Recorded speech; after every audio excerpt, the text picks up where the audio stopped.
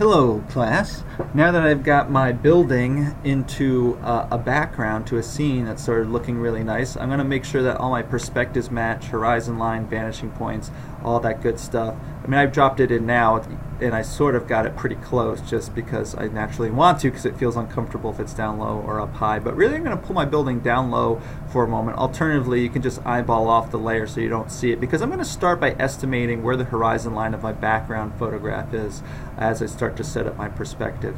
Now mine I purposely picked this image to make it easy, because clearly the horizon line is back right here. And I'm going to set that by drawing a guideline. And to draw a guideline, it's like many Adobe software. I'm just going to click and hold from a ruler and pull down, and then where it goes I'm going to drop it, and you get this cyan colored line that will not print. If you don't see your rulers, what you just want to do is go to View and then click on the ruler button. I'll unclick it so you can see the rulers disappeared, and then of course I can re-click rulers there and they come back, and I can turn back on my image here. Now this is easy. If your image is a little harder to sort of figure out the horizon line, because maybe it slopes, or maybe there's trees in the way, or maybe there's a mountain in the way, because the mountain doesn't necessarily project the perspective horizon line, you might have to use other clues to figure it out. It's always going to be around the center of the image, approximately. Maybe there's, you can see, well, a person standing against this tree is going to be about this tall. Other clues, you take a guess, you think what makes it look right.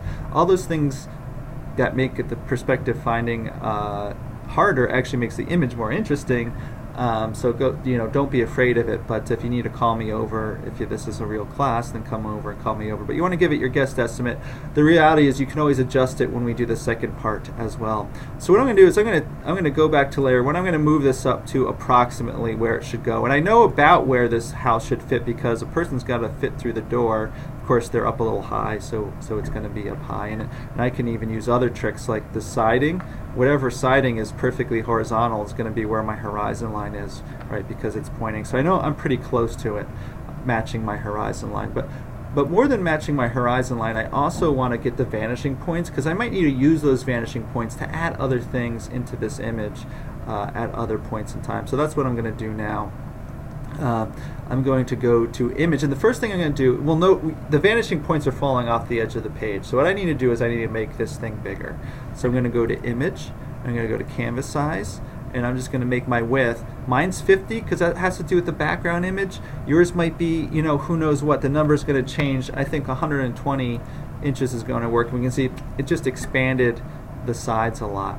Now what I'm going to do is I'm going to make a group of layers to sort of contain the work to find my vanishing points. And I'm going to do this much like you might do it by hand, which is drawing lines.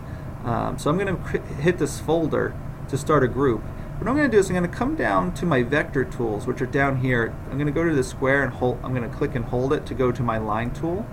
All right, and I'm going to just zoom in a little bit because I can. And I'm just going to trace a line starting from one corner to find one side of vanishing points. And notice how I'm making the line sort of follow the edge of the roof, and I'm extending it out to past where I approximated the horizon line, because that's, I know it's going to be there. And then when I have that line, when you just do a vector, you see it as a shape. It's not a real object, but for now, and you can edit these things and do lots of sort of proto Illustrator stuff. I'm not worried about it, so I'm just going to rasterize it by right-clicking with my mouse and hitting rasterize layer.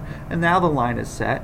And I'm going to come up here, and I'm going to sort of do the same from a bottom row, and I'm going to select it here, right click, and rasterize. And we can see, in theory, if I had everything perfect, which of course you don't have to be perfect for this drawing, but if everything was perfect, where those two lines cross would also match the horizon line. And I might edit this again in a moment, but before I do that, I want to do the other side as well. So this roof line is going to really help that much with doing the perspective this way. I have to do something that's going towards this vanishing point, and this top of the stairs here will work well. So I'm going to pull that out this way.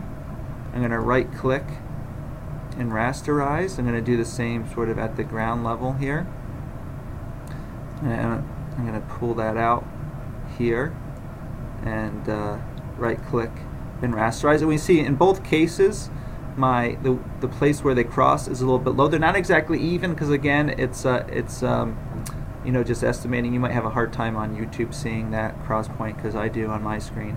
So what I'm going to do now is I'm going to select this group layer. I'm going to hold Shift to also select layer 1, and I'm going to go to my Move tool, which is up here, and I'm just going to hit my keyboard arrow up to move my building up to match it. I'm just going to sort of estimate so that the difference between my horizon line and this point and my distance between my horizon line and this point are sort of in between, and we're going to get really close to getting that horizon line set. And when you do that, you could say, okay, now that I have this set, is my building in a good spot? Do I want it left? Do I want it right? I'm actually feeling that my building's a little big at this point. So what I'm going to just do is I'm going to go to Edit. I'm going to go back to Transform and Scale. I'm going to have all of these layers selected so my vanishing points sort of continue to sort of be, work there with the building. So I'll scale it down a little bit. Maybe that was a little small, but I'm going to keep it. So I'll double click to set it. And now I think maybe it's a little bit too far to the left, so I might move it out. I actually just want to see, just for easy's sake, if I put the vanishing points over on white, if that sort of helps. And of course I have to move it up and sort of align it. I could put the building there, which is right centered in my image. I always feel like it can be a bit awkward to fully center your image, especially since I have this tree, which is one reason why I selected this image on this side, because my left hand side is unbalanced with my right hand side, and I can sort of rebalance it by moving the building to the left a little bit. So you might have a hard time seeing my vanishing point here, but you just saw it a minute ago, so I think you get the point, and we can clearly see that one. With that, I've pretty much estimated my vanishing points and my horizon lines. I got my image to set. I got a well-balanced image, and so we're going to end the week here, but this is actually just the beginning of Photoshop. We haven't really done anything exciting in Photoshop yet, and next week we're going to learn a bunch of tools to how to make this thing that we pulled in from SketchUp really fit well into this background image and start to look cool. So good luck with that, and I'll see you next time.